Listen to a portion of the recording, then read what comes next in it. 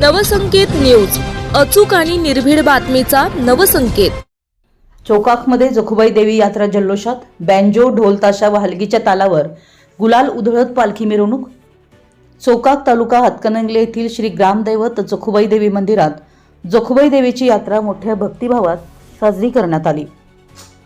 यावेळी गावातील प्रमुख मार्गावरून बँजो, ढोल ताशा आणि हलगीच्या दणदणाटात भव्य पालखी मिरवणूक काढण्यात आली। मिरवणुकीदरम्यान भाविकांनी गुलालाचे उधळण करत उत्स्फूर्त सहभाग नोंदवला। त्यामुळे संपूर्ण परिसर भक्तिमय आणि रंगोत्सवी वातावरणाने न्हाऊन निघाला। गावातील सर्व स्तरातील भाविकांनी मोठ्या श्रद्धेने व जल्लोषात या सोहळ्यात सहभाग घेतला।